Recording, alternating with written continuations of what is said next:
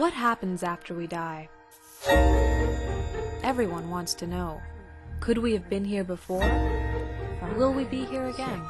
7, 8, 9, 10. Some people try to find answers by undergoing a special kind of hypnosis to look for memories of past lives.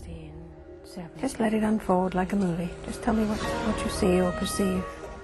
I'm in France. In Scotland. Like a gold rush thing happening. All you need to do is to call it up and imagine it.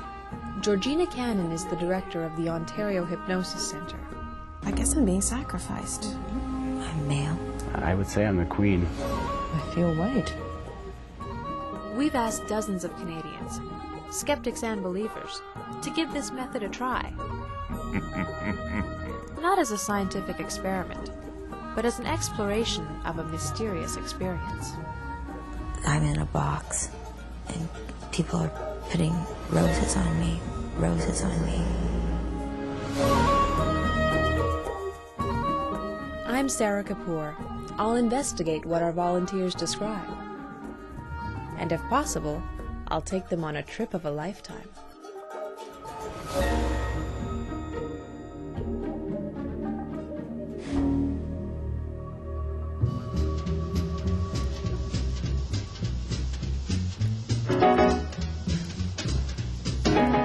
My name is Bill Milling. I'm 58 years old. I'm a realtor, meaning I sell real estate, commercial and residential in downtown Toronto, which I love to do. Bob? It's Bob. Hi, I'm Bill. How are you? Hi, Stephanie. I'm Bill. How are you? I have a son, Christopher, who's 29 years old. I was born in Boston. That's where this accent comes from. Because it doesn't pay you to rent that out as offices. It's stupid. You want to use it for residential. Today's volunteer, Bill Milling. He doesn't know if he believes in past lives or not. Okay, boys, we got to move the troops. But he's curious and willing to try a past life regression. I became involved in this project just as a lark, as an adventure. I don't know if I believe in past lives. I actually tend to be skeptical about it, but I thought it'd be a great adventure.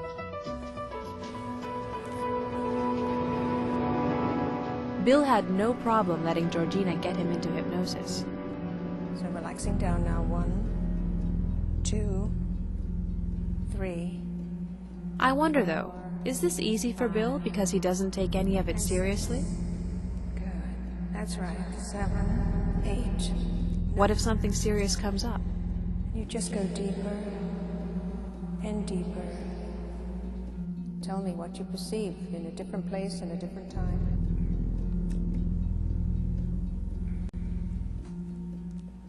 United States. Mm-hmm. I think it's maybe like 1907. Okay. What's your name? Oh, okay. Tom. Tom, okay. I want to say Tom Tom. I don't know what that is. I want to say Tom Tom. Okay.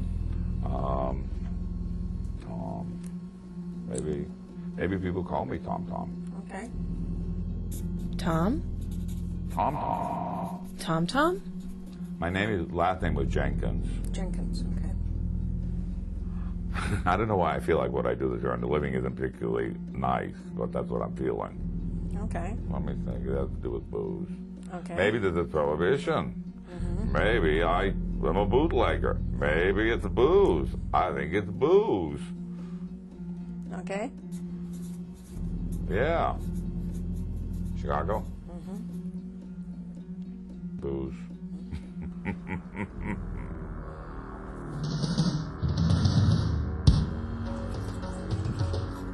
Bill's memories about a life as Tom Tom Jenkins are fairly specific.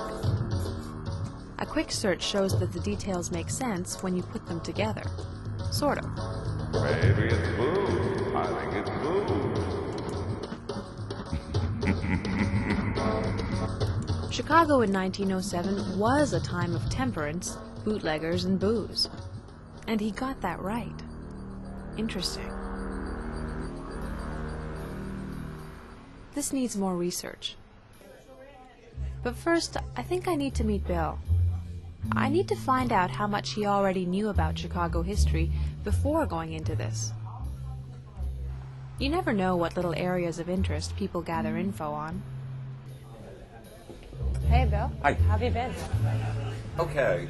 What are we here for? Well, what I found after doing some preliminary research is that the person you described Wait a minute, yeah? could have existed in turn-of-the-century Chicago. Okay, but... Okay. Could have existed? Could have existed. Okay. And so what I'm doing is I'm going to Chicago this Sunday to try and find Oh, some wow. material evidence. Oh. Well, this kind of leads me to the next thing. Do you know a lot about Chicago history? Chicago history? Yeah. No. You know, probably the most I know about Chicago is what you see, you know, the kind of stuff in the movies where they show gangs and stuff like that. But I don't know anything about Chicago from a historical standpoint. Like, what's at stake for you here? Why are you even letting me do this? Because I think it's a hoot. It's a new experience in my life. But for me to go beyond, like, oh, yeah, sure, to like, oh my God, you got my attention here. I need to see something.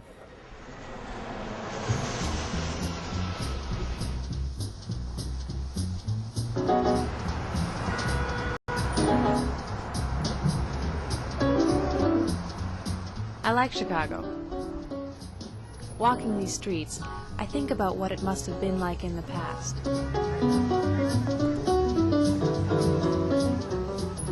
Could the Bill I know really have been some guy named Tom Tom Jenkins? Did he walk these same streets in 1907? And can I find any evidence of this? Past life hunting is a bit of a stretch, but that's why I like it. The most specific thing Bill said in his regression was where he used to live. It's a house, nice, well, you know, not a mansion, but a nice house. What's the name of the street? Oh gosh, you always ask me these things. Let me see. A lot of work. Van Buren,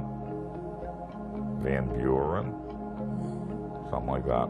Okay. Van Buren Street. It doesn't feel like a name that you'd just make up. Before coming, I asked Bill if he knew any street names here. He said no. Maybe I am a bootlegger. Maybe it's booze. I think it's booze. Liquor store? Booze everywhere. Oh, yeah. Well, that's the way it used to be. That's why even... I set up a meeting with Chicago historian Tim Samuelson. I need to know if Van Buren Street was the kind of place where Tom Jenkins might have hung out. Did this street connect with the scene Bill described? We're at the corner of Clark Street and Van Buren, just south of downtown Chicago, actually the edge of the downtown area. And this is an area that actually was known at the turn of the century and even a little before as Little Cheyenne. This was kind of the levee. This was the red light district, an area where all the stores were saloons or gambling houses, houses of prostitution, you name it. It was like a shopping center of every kind of vice that you could imagine. So this is the kind of place, if you were into bootlegging, you'd be in this district. Right. This was kind of the place that always was on the edge of the law and the activities that went on here. And most genteel folks would never even venture. But if into you were this running area. rum, it's a good Oh, it was chance the- that this would be your haunt. The perfect place to be.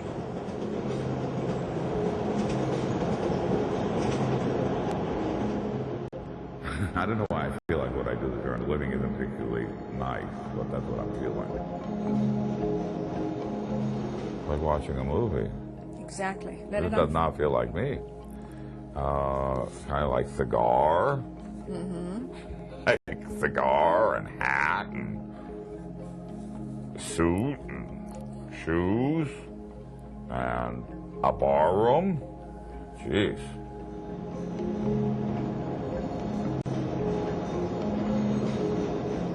This guy, our subject, Bill, was describing this scene, Chicago, early 1900s, 1907, around that, being in this area of town as a bootlegger. Well, certainly, it's not that well known, and for someone in Toronto to know this kind of detail about the history of Chicago would be very unusual. In fact, even, I'd say most people in Chicago aren't aware of it, and it probably even, there's maybe a small core of historians that know the story of kind of this kind of seamy aspect of Chicago's South Loop history. Do you think it's weird? I certainly think so. It's hard to imagine just how such a thing, but certainly those are things that all add up. And there's a continuity there. So Van Buren Street in 1907 was a place a bootlegger would have called home. Van Buren. And according to Tim, not widely known information. The place fits, but does the person? And if you listen carefully, you can hear them call you by name. What's your name? Oh, okay. Tom. Tom, okay.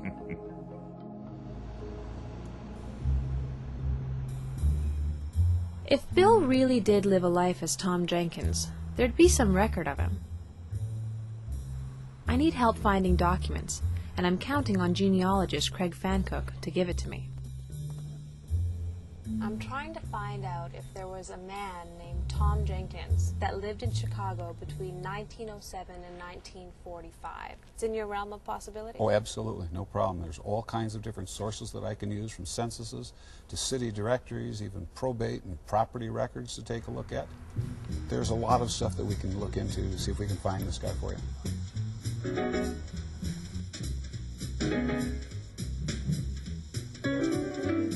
My name is last name is Jenkins. Thornton Jenkins, no. Let's see here. Thomas. Maybe people call me Tom Tom. Yeah. It could be him. Yeah. Right age. Yeah. I've got Craig working the archives. And I also gave Bill a call, updating him on what I found out about Van Buren. He's hardly on the brink of an identity crisis, but I do think he's starting to wonder how far this will go. Tom Tom. I want to say Tom Tom.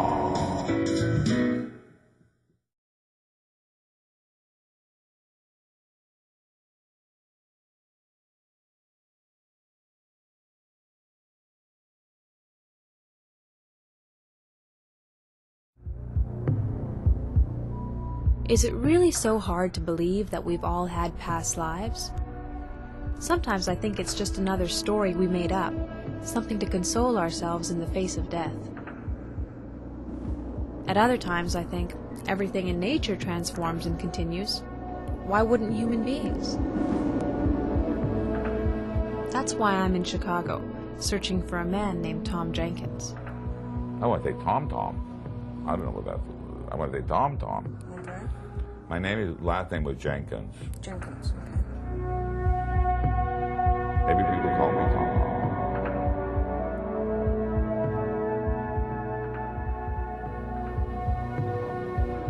This morning I find out that the results from the genealogy search are in. Hi. Hi, how are you? Good. How did it go? Well, it went okay. I've got some Tom Jenkinses out of the 1931 telephone directory. So, There were possibilities. some that could have been around in between Were 19 around. They were around. They were in the city. We've got these guys in 1920. I can show that they were also here in 1930. We can tell what these Jenkinses did by looking in the censuses, like this Tom Jenkins in the 1920 census. He's about the right age for you. He's 34 years of age in 1920, but he's a shipbuilder in a Chicago shipyard. Craig had found 5 Tom Jenkins, 2 that were about the right age. Some were laborers, and they were the most likely to have a second income from under-the-table bootlegging. So I wish I could nail the guy down specifically for you. But there's one more connection to make, the address. Van Buren, something like that. Okay. And the number in your house? 38. 38 Van Buren. I'm hoping Tim will be able to show me the house Bill described. Then I could do a property search to see who owned the place. It's a house, nice house. This is the Sal and Van Buren. Grass, some trees.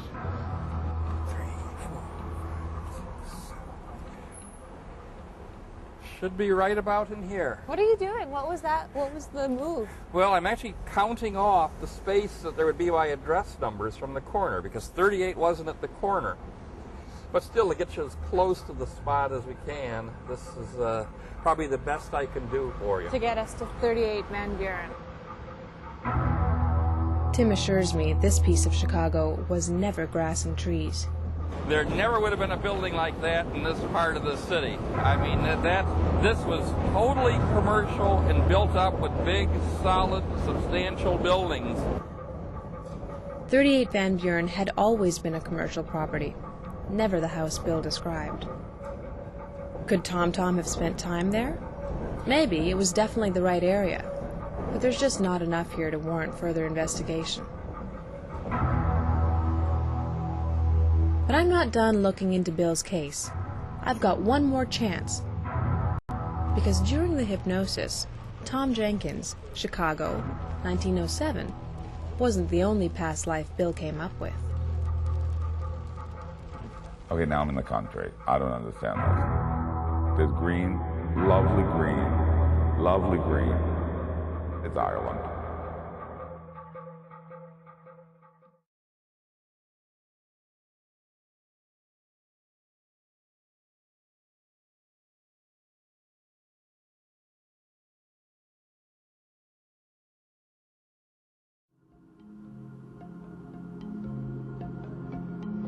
If we have lived a million different lives, wouldn't some of those memories travel with us? Maybe coded somewhere in our DNA, somewhere that we don't even know exists? In this case, is it Bill's subconscious? Okay, now I'm in the country. I don't understand this. I'm in the country. Okay. There's green, lovely green, lovely green. It's Ireland. Oh, it's Ireland. Okay. Yeah, it is Ireland. Ireland. I'm not seeing a date, but it feels like it's 1850 something. Okay, good. 1850s. At the count of 3 now, move to the next event in that lifetime. 1, 2, 3. I'm in school. Uh-huh. It's in Dublin. And what do they call you? What is your name? Oh. Kevin? Okay. Kevin? Kevin? I don't know what the school is. It's like a university. Religious. I'm studying religious things. You know, where I'm like, I'm there for a purpose, a mission. There's a very definite sense that I'm there for a reason. I'm there. I'm like, really have so much purpose. What do you have on the desk? Is there a desk? I gotta look. Books. Yeats. A Bible.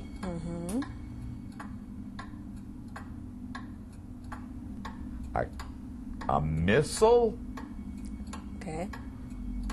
Like that you take to church with you. Right. Okay. I don't think that, even though I have those things on my desk, I don't think I'm a religious person. I think that I'm there to get rid of some of the myths, get rid of some of the bad things about religion. I think I'm there studying that to free people from the dogma. The dogma. The dogma.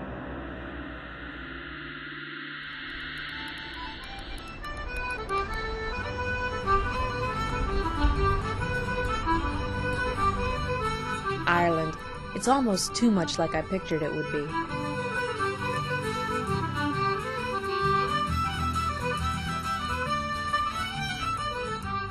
There's pockets that still seem like it's the 1850s.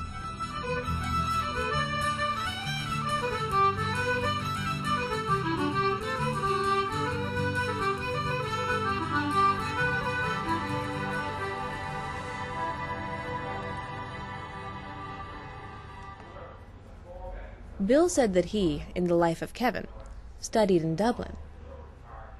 like a university. Religious. I'm studying religious things. Narrowing down where is my next task. Again, I can only figure this out by putting the fragments from the regression together. Catholic, University, late 1800s, Dublin. Once again, I need help. All my Irish contacts told me to get a hold of Tommy Graham. He's a Dublin historian, and when I explained to him what I was trying to do, he insisted we meet here, in front of University College. So he'd placed himself at a school in Dublin. It was religious, neither in the city nor in the country, there for a purpose, there to study, perhaps writing a book. On his desk, he described that there was a Bible, a Missal, and a book of Yeats. And he says he's not a religious person per se, but there to get rid of myths, to get rid of the bad things about religion, to free people from the dogma. So given that as the few fragments that we have, the missal would suggest is Catholic. What would be the importance of a missal on a person's desk? The missal is a prayer book, basically. So if you were, you know, a young man seeking further education of Catholic background, where would you go? You would go to the Catholic University, which was established in 1852 in Newman House here behind me.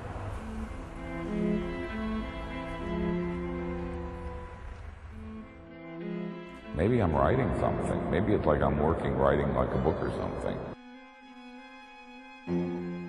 Could you be writing anything against the church? Yes, no. Well, maybe not publicly, you know, but it's a testament to the success of Newman's vision that these institutions were able to produce all these erudite critics of the institutions. That's the irony of it.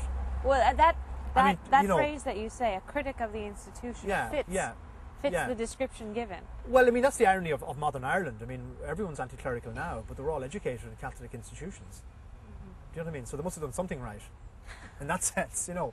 What's amazing is that this person, this Canadian, was sitting in a room in hypnosis for 2 hours and came up with, you know, those fragments, which do seem to be, it's not like it's impossible. Yeah, it sounds plausible, yeah, definitely. Is there any other place that he could have been at in Dublin? I know this place works the best, I think, for the fragments. This would be the most likely, you know. Newman House has rooms that look exactly like they were in the 1800s. I think this might be the environment Bill was describing. Newman House had a reputation for producing critics of the church. That's exactly what Bill remembered doing as Kevin. And if he was Catholic, this is the only place he would have been doing it. I think it's time to call Bill. Hi, this is a message for Bill from Sarah. Bill, you know what, I've been doing a lot of research in Ireland, and the research has turned up a piece of information that I think you need to see. I think you should come to Dublin.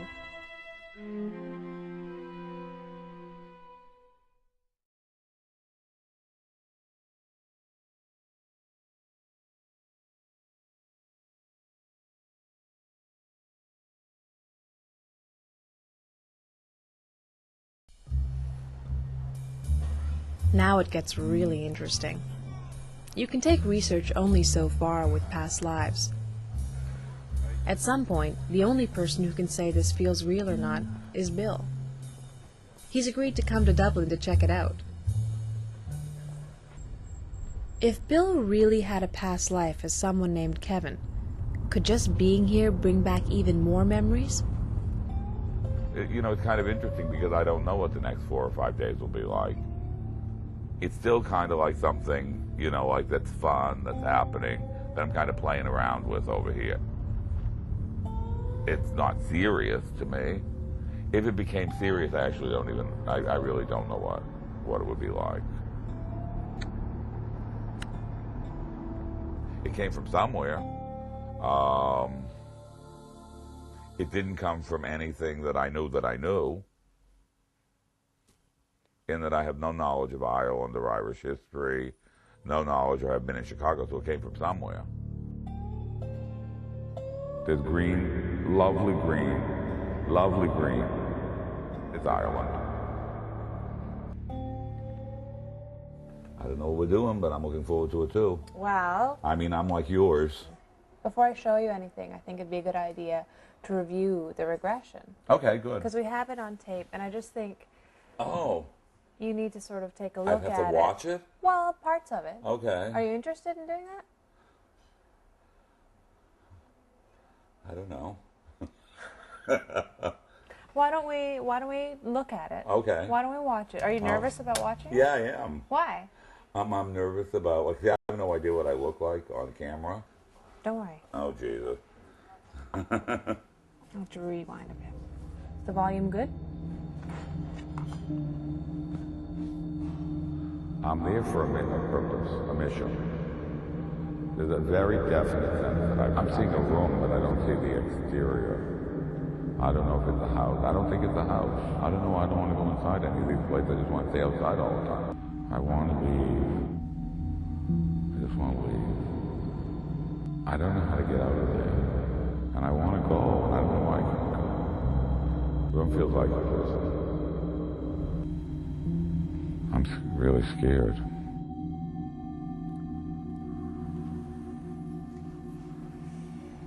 Oh, God.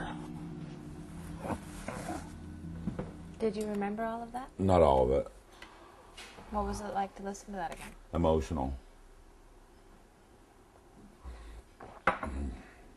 Upsetting. Why? I'm more involved in it, maybe because I'm here. It isn't so much like a lark. Yeah, I mean, one of the things I haven't wanted this, to be real honest, I wanted to keep this as a lark. Like, oh, it's fun, blah, blah, blah, you know, da-da-da. But that was just like, that affected me. Like, it felt real when I listened to it, to me. So you So might it's a little be- bit emotional. We'll see what it all means when you take a look at some of these Okay, places. good. And we'll have time for shopping? Yeah. Good. In fact, immediately. Let's Okay, go. good. We'll go to the place, I'll get upset, then we'll go shopping. You know? Yeah.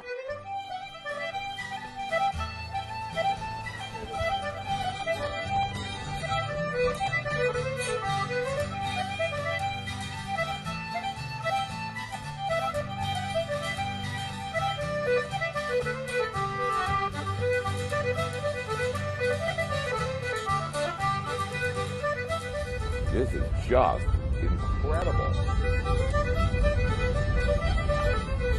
Well, I don't care if I had a past life here or not. I just like being here.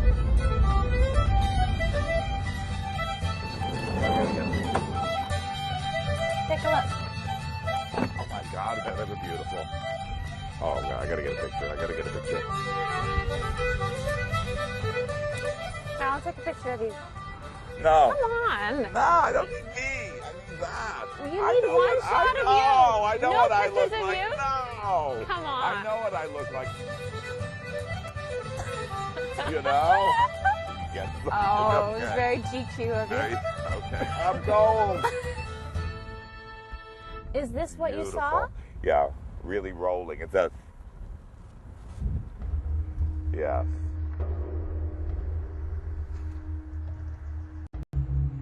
Cadalman is like really pretty green countryside. And there is a cottage made out of stone. It's beautiful. But it's sort of all by itself on kind of rolly countryside. Do you remember describing a stone cottage? Yeah. Anything Well, like this?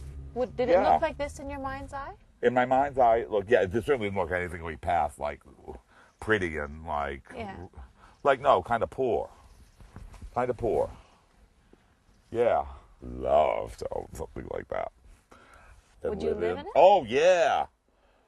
Are you kidding? In a flash. Are you okay? Oh, yeah. I want to look inside.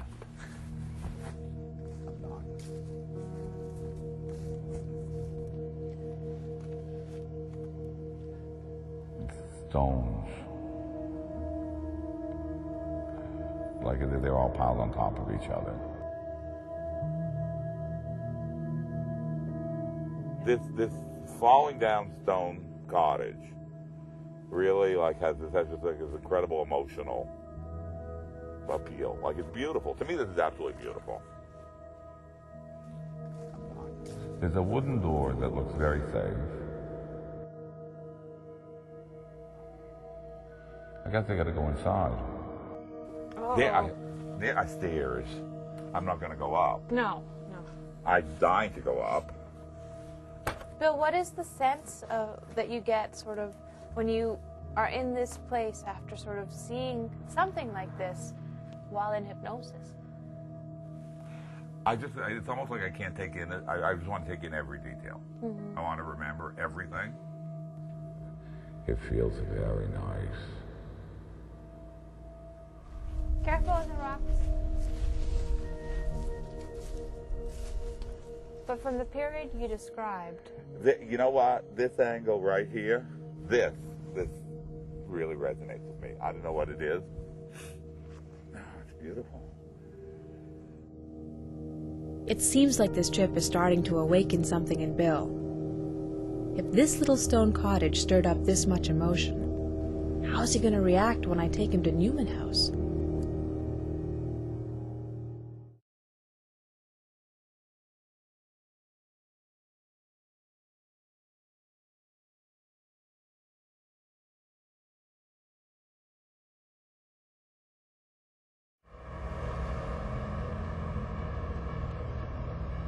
I don't know. It's something that I'm studying. That's very important to me. I don't know what the purpose is, but it's some religious, spiritual thing. I'm about to bring Bill into the classroom. It could be that he's already been here. Not as Bill the real estate agent, but in a past life as a student named Kevin. How weird is the idea that you could be in the same room as two different people? And what happens to the person you are if you could remember the person you used to be? The only place in Dublin that you could have been studying was here. Really? Newman House. The only place? The only place. Okay. This was the only place where Catholics were getting recognized university degrees. And that was in the mid-1880s. So we kind of have a sense of time of when Kevin would have been here. Yeah. So it works. The timeline works. Oh my goodness. Yeah. That's weird. Well, there's a couple more things to show you. Okay. There's actually a space upstairs. Yeah. I can see myself walking somewhere. I'm very serious. Are you ready to go through the door? Oh, it's there. Well, okay, yeah. This is the classroom. This is where Kevin would have studied. Yeah. Okay.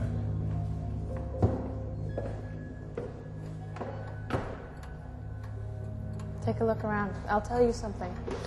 The other interesting thing that you mentioned in your regression is that on your desk you had 3 books. A Bible? A missal?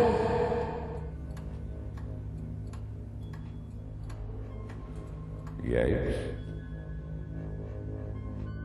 Yeats was published, his first poems were published in the Dublin University Review, which would have been circulating at that time in 1885. That's the same time that this school was just opening up and granting university degrees to Catholics. I'm being speechless. What do you think? I'm there for a purpose, a mission.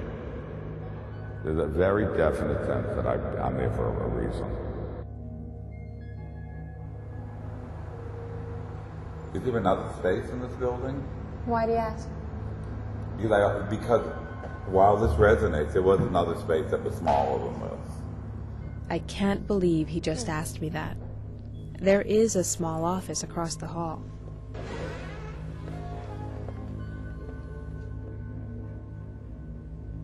The room feels like a prison.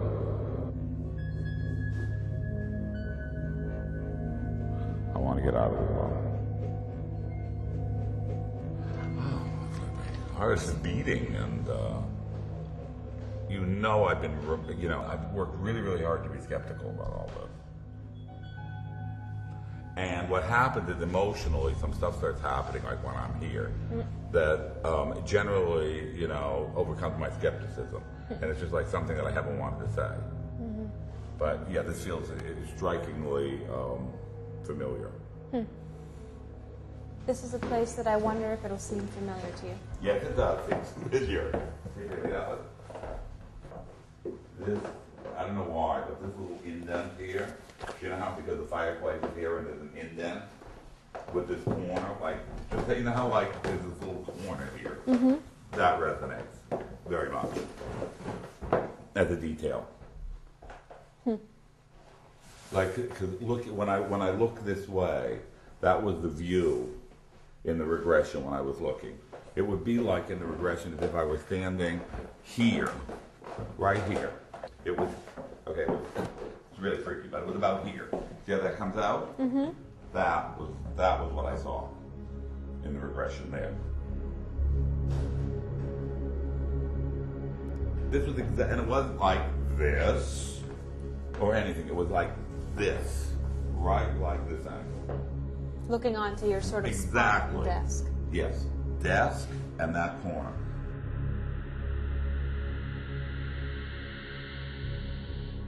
Do you have any sense that you've been here before?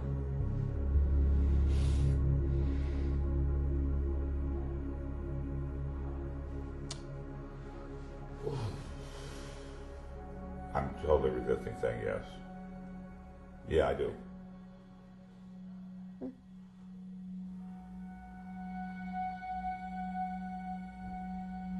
I want to leave.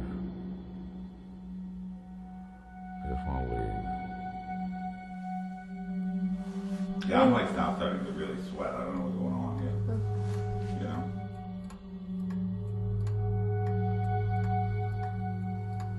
Do I? It feels like it just stops. I don't know. It just stops.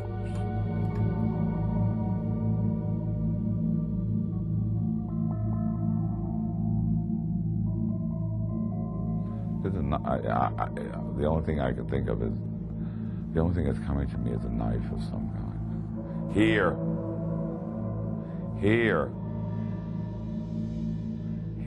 I did.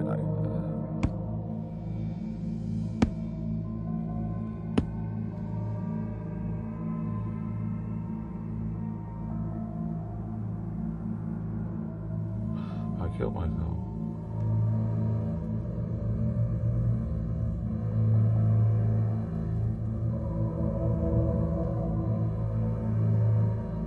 Well, if he was a pauper, he was buried just up here. Okay, let's go look. Shane McTomish is the historian of the Glasnevin Cemetery. Bill said that Kevin was destitute by the time he killed himself. Could he be one of the 200,000 Dubliners in the unmarked patch ahead? Suicide in deeply Catholic Ireland would have been probably the most shameful thing that a family member could have done. You know, it would have been as bad as, I don't know, giving up the faith and turning into a Protestant, even worse in fact, because it wasn't just that you could repent, it was too late to repent. There's Cerberus, the dog of the underworld, that's him. Okay. You're not worried about him? No. It wasn't that with suicide you couldn't repent, it was too late, you were dead.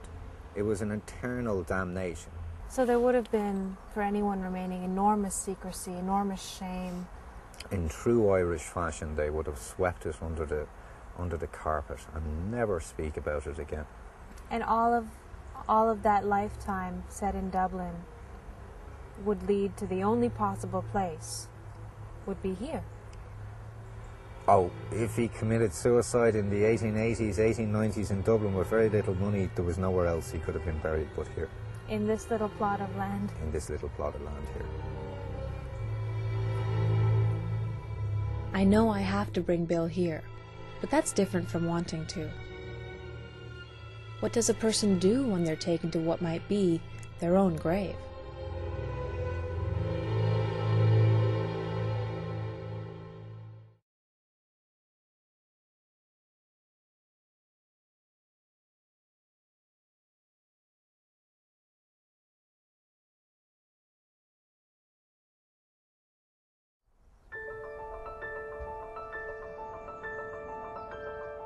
I was a bit reluctant to take Bill to what might be Kevin's grave.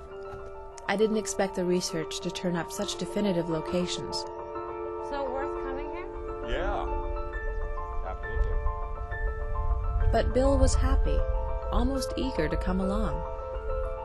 Let's say that Kevin existed. Right. And that he was Catholic.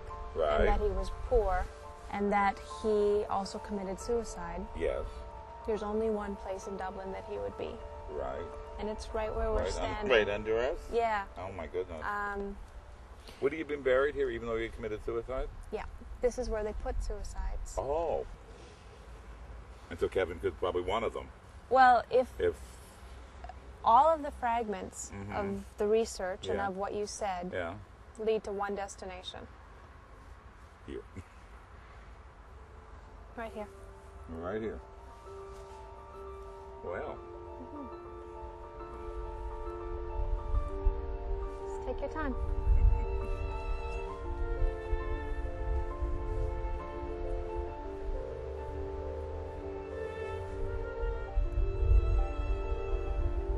I killed myself.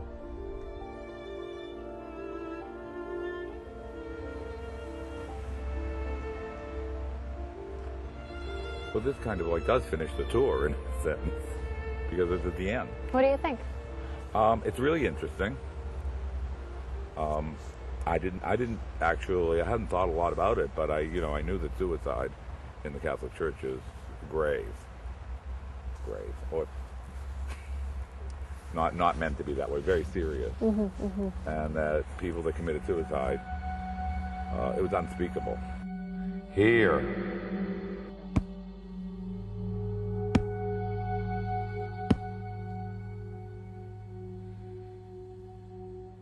And as you look back over that lifetime, what wisdom and understanding can you bring from that lifetime into your current life? Doesn't have to be that way.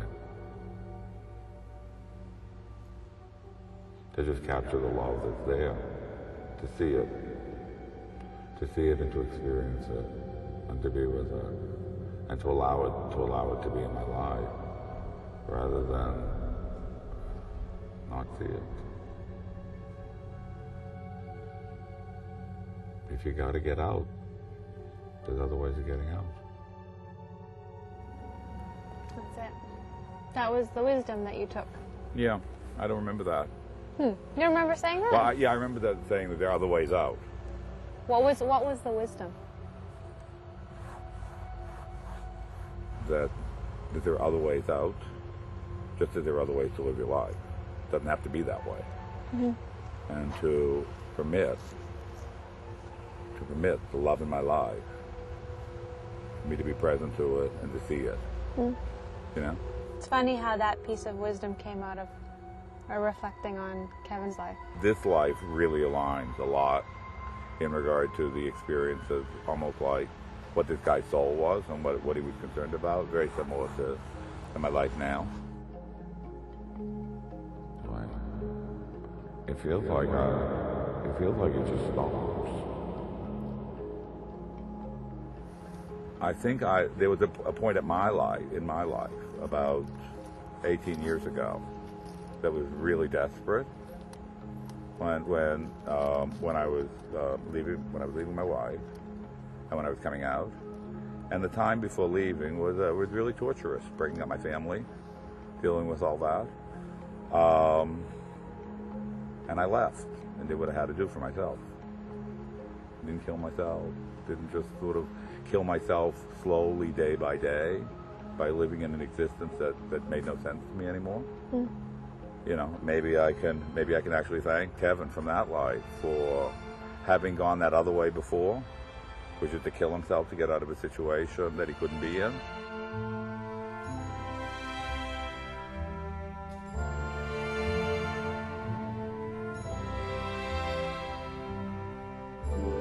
What would the advice of your past life self be to your Oh, just enjoy yourself, for God's sake. And if you make mistakes, so what?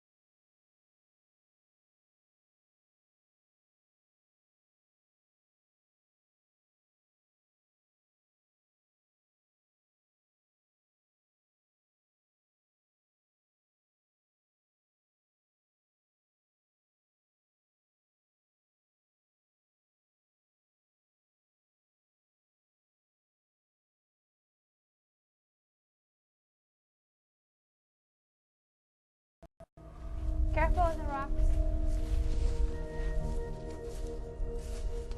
But from the period you described. You know what? This angle right here, this really resonates with me. I don't know what it is. It's beautiful. It seems like this trip is starting to awaken something in Bill. If this little stone cottage stirred up this much emotion, how's he going to react when I take him to Newman House?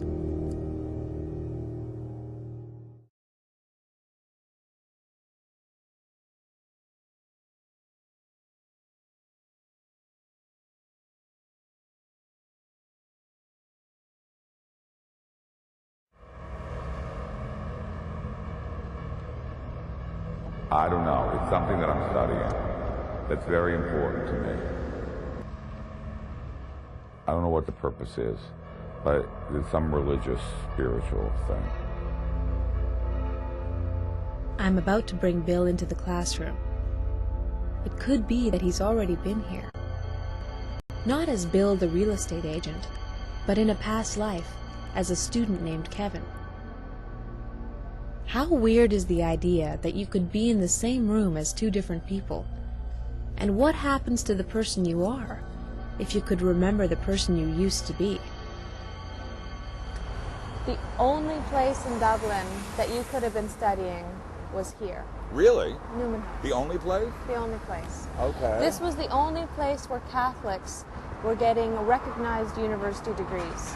And that was in the mid-1880s. So we kind of have a sense of time of when Kevin would have been here.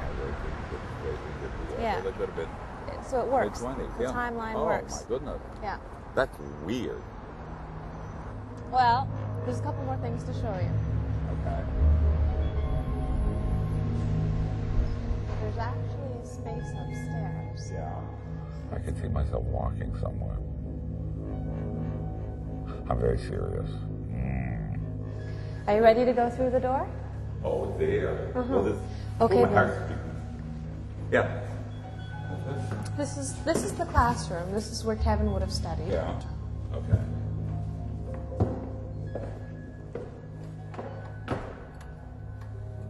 Take a look around. I'll tell you something. The other interesting thing that you mentioned in your regression is that on your desk you had 3 books. A Bible? A missal?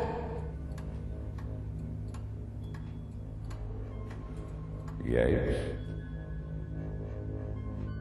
Yeats was published, his first poems were published in the Dublin University Review, which would have been circulating at that time in 1885. That's the same time that this school was just opening up and granting university degrees to Catholics. And being speechless. What do you think? I'm there for a purpose, a mission. There's a very definite sense that I'm there for a reason. Is there another space in this building? Why do you ask? Because while this resonates, there was another space that was smaller than this. I can't believe he just asked me that. There is a small office across the hall.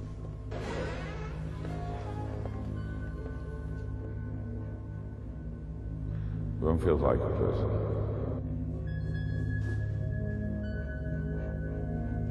I want to get out of the room. My heart is beating, and I've worked really, really hard to be skeptical about all this. And what happens is emotionally, some stuff starts happening, like when I'm here, that generally, overcomes my skepticism. And it's just like something that I haven't wanted to say. But yeah, this feels strikingly familiar. This is a place that I wonder if it'll seem familiar to you. Yes, it does. It's familiar. This, I don't know why, but this little indent here, you know how because the fireplace is here and there's an indent with this corner, just you know how there's this little corner here? That resonates very much as a detail. Like, cause look, when I look this way, that was the view in the regression when I was looking. It would be like in the regression as if I were standing here, right here. It was, okay, it's really freaky, but it was about here. See how that comes out? Mm-hmm. That was what I saw in the regression there. This was and it wasn't like this or anything. It was like this, right, like this angle. Looking onto your sort of exactly desk. Yes, desk and that corner.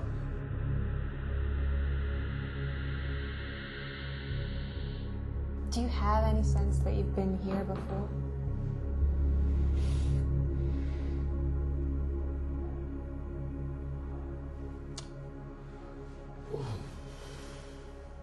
I'm totally resisting saying yes. Yeah, I do.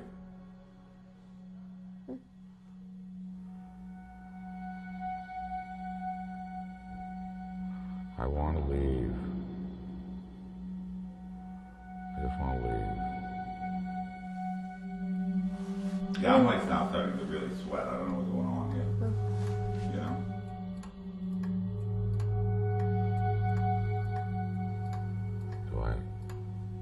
It feels like it just stops. I don't know. It just stops.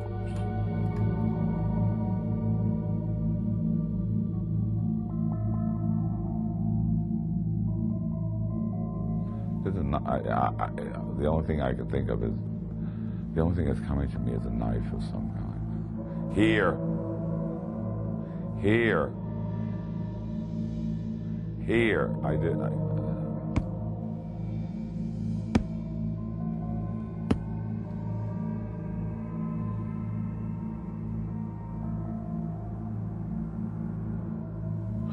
killed myself.